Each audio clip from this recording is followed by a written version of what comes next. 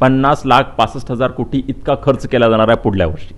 तो खर्च जो आहे त्यातला जास्तीत जास्त पैसा म्हणजे 11,21,000 कोटी इतका कॅपिटल एक्सपेंडिचरमध्ये खर्च केला जाणार आहे। जो खर्च होणार आहे तो वाढतोय, पायाभूत सुविधांवरचा खर्च वाढतोय आणि जे डेफिसिट आहे ज्यासाठी लोन घ्यायला लागतं ते कमी होतंय।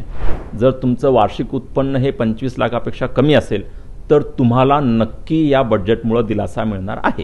केंद्रीय अर्थमंत्री निर्मला सीतारामन यांनी आज अर्थसंकल्प जाहीर केलेला आहे आणि या अर्थसंकल्पामधून सामान्य लोकांना काय मिळालं, शेतकऱ्यांना काय मिळालं, एकूणच देशवासियांना काय मिळालं हे सर्व जाणून घेणार आहे। माझ्यासोबत आहेत मराठा कॉमर्स ऑफ चेंबरचे महासंचालक प्रशांतजी गिरबाणी सर। अनेकांना उत्सुकता आहे या बजेटमधून काय मिळालेलं आहे, देशवासियांना सामान्य लोकांना ओव्हरऑल काय सांगाल? पहिल्यांदा हे समजून घेऊयात आपण बजेट म्हणजे काय। बजेट म्हणजे काय, आपण काय खर्च करणार आहोत। मागच्या या वर्षभरामध्ये चालू आपण 47.1 लाख कोटी इतका खर्च केलाय देश म्हणून। पुढल्या वर्षाचं बजेट काय, बजेट काय म्हणजे 50,65,000 कोटी 50,65,000 कोटी इतका खर्च केला जाणार आहे पुढल्या वर्षी। तो खर्च जो आहे त्यातला जास्तीत जास्त पैसा म्हणजे 11,21,000 कोटी इतका कॅपिटल एक्सपेंडिचरमध्ये खर्च केला जाणार आहे। म्हणजे पायाभूत सुविधा म्हणजे काय, रेल्वे, रोड, एअरपोर्ट, वॉटर ह्या सगळ्या गोष्टींसाठी खर्च केला जाणार आहे। ही चांगली गोष्ट आहे कारण जितका पायाभूत सुविधांवरती खर्च तितकी रोजगार निर्मिती चांगली। तिसरी गोष्ट काय, कुठलाही बजेट करताना खर्च करताना आपल्याला लोन कमी घ्यायला लागावं ही आपली इच्छा असते।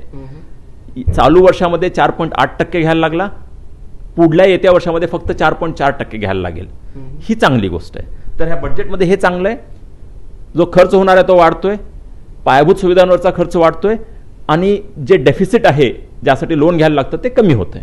टू द पॉइंट लोकांच्या मनात प्रश्न आहे की काय स्वस्त होणार आणि काय महाग होणार। काय होतं हा प्रश्न ना जुन्या काळाचा प्रश्न आहे, हा प्रश्न आता जास्त रेलेव्हंट नाही। का बरं? त्याचं कारण असं आहे की काय कमी स्वस्त किंवा हे होणार ते इनडायरेक्ट टॅक्सने ठरतं, म्हणजे जीएसटी ठरवतं। जीएसटी हे बजेटमध्ये चर्चा केली जात नाही।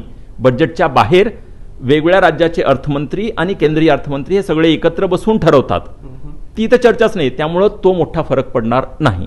दुसरी गोष्ट, कस्टम ड्युटीमुळे थोडासा फरक पडेल 1-2 गोष्टींवरती, पण तो इतका मोठा असणार नाही। ही चांगली गोष्ट आहे की बजेट हे ओव्हरऑल चर्चा करण्यासाठी असावं, एखाद्या गोष्टीवरती काय वरती खालती गेलं यावरती नसावं। या बजेटमधून कुणाला जास्त दिलासा आहे आणि असे काही कुठले क्षेत्र आहेत की त्याला सरकारने सूट दिलेली नाहीये? तुम्ही जे ऐकणारे आहात श्रोते, त्यापैकी जर तुमची सॅलरी ही 25 लाखापेक्षा कमी असेल वार्षिक सॅलरी, जर तुमचं वार्षिक उत्पन्न हे 25 लाखापेक्षा कमी असेल तर तुम्हाला नक्की या बजेटमुळे दिलासा मिळणार आहे।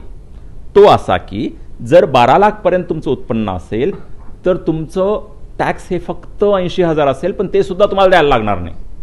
ठीक आहे, कसं सर? ते कसं? कारण त्यांनी आता अर्थमंत्र्यांनी सांगितलं की ती रिबेट त्याला दिली जाईल किंवा तुम्ही टॅक्स द्यायला लागणार नाही, प्रोव्हिजनच त्यामध्ये आहे त्यांनी सांगितलेलं आहे। फक्त त्यात काय की शेअर मार्केटमधनं जे तुमचं उत्पन्न आहे त्यासाठी त्याचा टॅक्स द्यायला लागेल। पण शेअर मार्केटमध्ये जर 12 लाखापर्यंत उत्पन्न असेल तर तो टॅक्स द्यायचा आहे, शेअर मार्केटचा टॅक्स द्यायला लागेल। हा, अन्यथा द्यायचं काम नाहीये, अन्यथा द्यायचं काम नाहीये। त्याचं एक स्ट्रक्चर आहे, म्हणजे अनेकांना असे वेगवेगळे असे स्ट्रक्चर येत आहेत की 5 ते 8 लाखापर्यंत 5%, त्याच्यानंतर असं दिलेलं आहे। तर ते काय भानगडी नेमकी? त्यांनी अर्थमंत्र्यांनी सांगितलं 0 ते 4 लाखापर्यंत काहीच टॅक्स द्यायची गरज नाही, 4 ते 8 लाखापर्यंत 5%, 8 लाख ते 12 लाख 10%, 12 लाख ते 15 लाख 15%, 15 लाख ते 20 लाख मी वाचतोय 20%, 20 ते 25 25%, 25च्या नंतर 30%, 30 लाख 30%। अर्थमंत्र्यांनी जी चूक केली तीच तुम्ही करताय। अर्थमंत्र्यांनी सुद्धा भाषणामध्ये सांगितलं 30 लाख आणि त्यानंतर त्यांनी करेक्ट केलं 30% म्हणून, तर 30% असं। त्याचा अर्थ एवढाच आहे की जर 12 लाखापर्यंत तुमचं उत्पन्न असेल, हे सगळं कॅल्क्युलेशन केल्यानंतर 80,000 ऍक्च्युअली येतो तो खर्च, पण त्यांनी सांगितलं ती सूट देण्यात आलेली आहे, तो त्यांचा निर्णय आहे, ती चांगली गोष्ट आहे इतरांसाठी।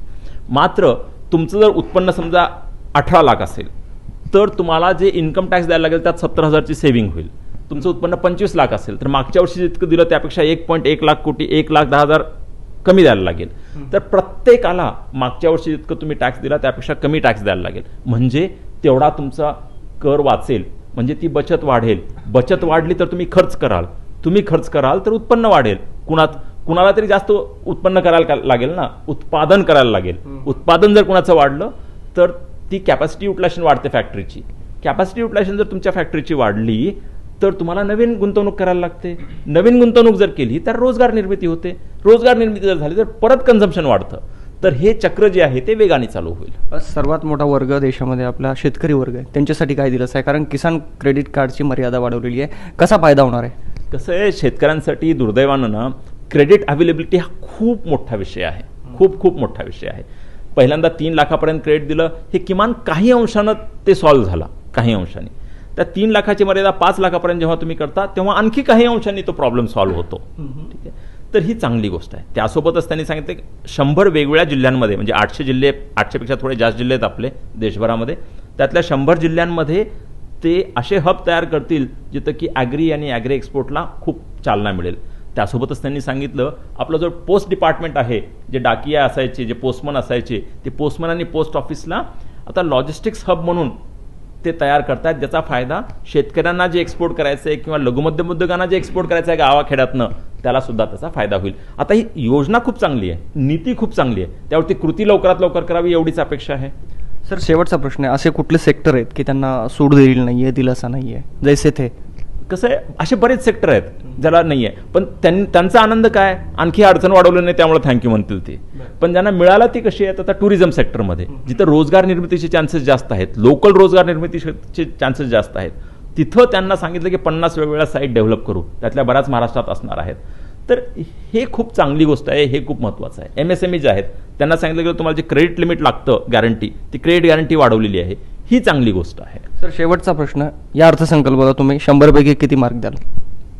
मी हसत खेळत सांगतोय, ऑन अ लाईटर नोट, ज्या दिवशी तुम्ही मला पंतप्रधान किंवा राष्ट्रपती महोदय बनवाल त्याच दिवशी मी योग्यता असेल की वित्तमंत्री महोदयांना मी मार्क देण्यासाठी. तोपर्यंत मी एवढंच सांगू शकेन की हे बजेट चांगलं आहे, हे बजेट चांगले असण्याची तुम्हाला कारणं सांगितलीत मी, ते कार्यान्वित व्हावीत एवढीच अपेक्षा असणार आहे. आणि तुम्ही आम्ही मिळून ते दर 2-4 महिन्याला आपण बघत राहू, आणि जेव्हा आपल्याला वाटेल काही होत नाही तेव्हा आपण आपला आवाज उठवत राहू किंवा आपण विनंती करत राहू. सर, तुम्ही आमच्याशी बोललात, थँक्यू सो मच. थँक्यू.